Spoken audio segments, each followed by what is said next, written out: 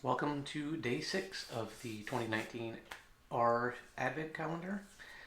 So we're 5 days in, 1/5 of the way through. So far, I think it's been a really great, gentle introduction to using R. Just to recap quickly, on day 1, we installed R and RStudio. On day 2, we sort of became familiar with the layout of RStudio, where we've got the script window in the upper left, the console window in the lower left, excuse me, the environment and the history and everything else in the upper right, and then the help and some other things down in the bottom right that we'll get to in more detail.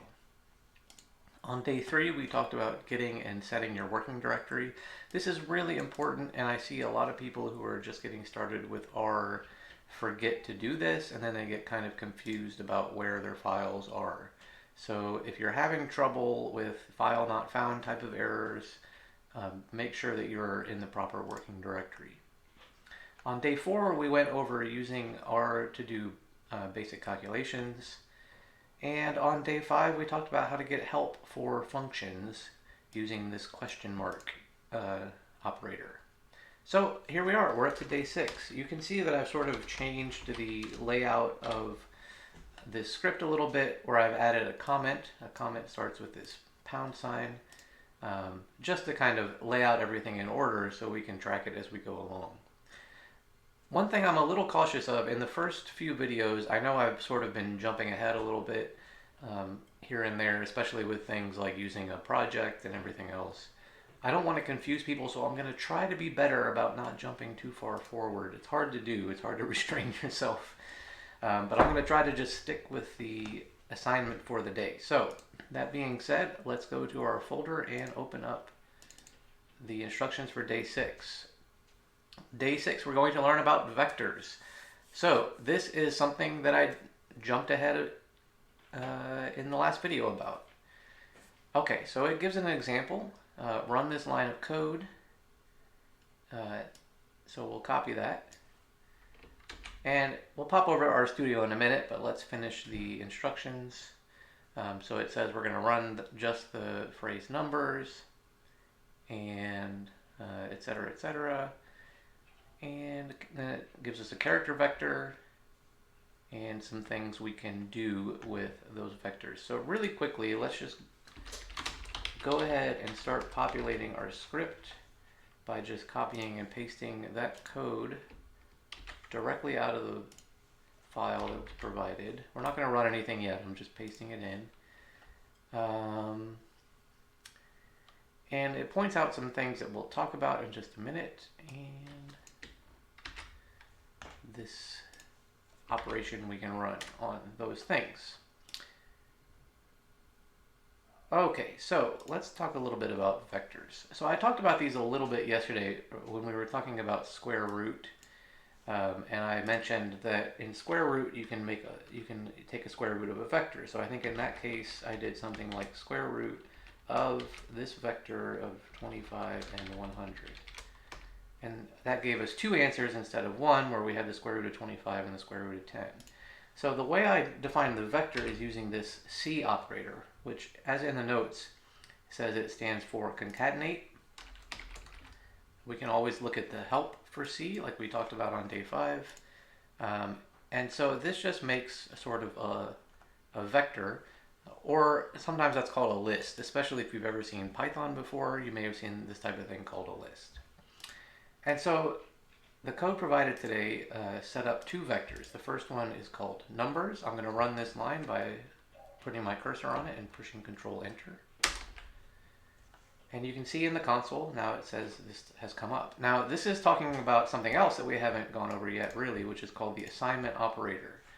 And the way you create that assignment operator in R is by typing a left-handed angled bracket, like so, and then a straight dash.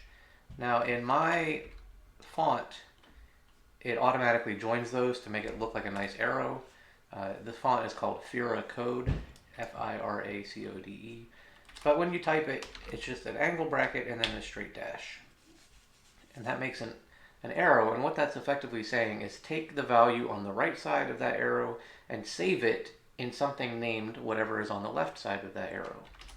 So when we run this numbers line, now if we click this environment tab in the upper right window, you can see that we have this values called numbers, and it says it's a numeric vector with 5 objects or 5 items, 1, 2, 3, 4, and 5. And since these are numbers, we don't need to put them in quotation marks. We can just type them in as they are. And so again, when we assign that object numbers, it doesn't actually print out to the console, but if we type in numbers at the console and hit enter, we can see it prints out that vector 1, 2, 3, 4, and 5. Again, don't worry about this bracket section at the beginning. That's just kind of for display purposes. We can create another vector called hi, and it says, "Happy holidays, I hope you have a wonderful day." Oh, I apologize, I ran everything at once.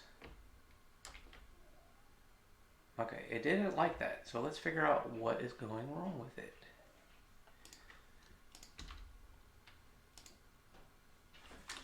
This will be interesting. This is the first time I've kind of run into a problem with any of these instructions. So one thing I've noticed already is that this is a vector of only length 1. Oh, I see what's happening. Okay, so this is really common in Windows. So I just copied and pasted the code out of this RTF file. And what Windows will do really often, because it's trying to be friendly, is it will replace your quotation marks with things that are not exactly what R thinks are quotation marks. I know that's a little bit confusing, but the way I noticed it is you can see on the right hand side the quotation mark here is kind of in this white color, but on the left hand side it's this pink color. That means it's not the right type of quotation mark. So we're just going to delete that and put a quotation mark on the left hand side.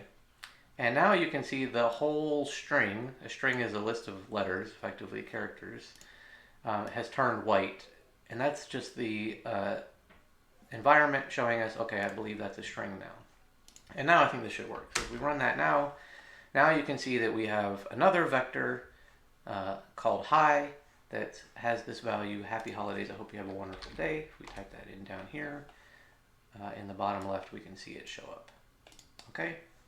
Hopefully the quotation mark thing makes sense.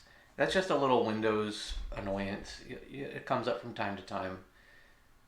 Okay, let's move on for now. So R kind of understands how to work with vectors very naturally. And so as an example, the code for today has us run this function sum of the numbers, right? And I accidentally ran it above, so we've already seen it. But if we do it again, we can run it, and we can see that we get this output 15, which should in fact be the sum of 5 plus 4 plus 3 plus 2 plus 1. And my math in my head says that is true. As always with functions, we can use the question mark to figure out what it will do, and it just says it returns the sum of all the values present in its arguments. Now that works because this is a numeric vector. It only contains numbers. That wouldn't work very well on hi because hi is what's called a character vector. It contains characters like letters and punctuation. So we'll get into a little bit more, I'm sure, later on about how to deal with those. But just realize that if you're working with a character vector, like words, you're going to want to surround those in quotation marks. And if you're working with just numbers or anything that's not a character, then you can generally leave it as is. So if we, as another just really quick example, just, I don't want to spend too much time on it. Like I said, I am very conscious of skipping too far ahead. If we made a really short vector, and I'm calling it character underscore numbers, like this, 1, 2, and 3. Oh, I didn't put a C. My apologies. Now we can see we get another vector up here called char numbers, and you can see that the environment is telling us it has this type of CHR, which means that those are characters, and we cannot sum those because it's a character vector. And this is because we've surrounded each of them in quotation marks. So R interprets that as being a character. So if we want to work with numbers, we want to leave them without quotation marks as shown here. Okay, this has already been probably the longest of all the videos so far. I hope that it makes sense. If you have any questions, pop them down in the comments. And otherwise, I will see you tomorrow for day number 7.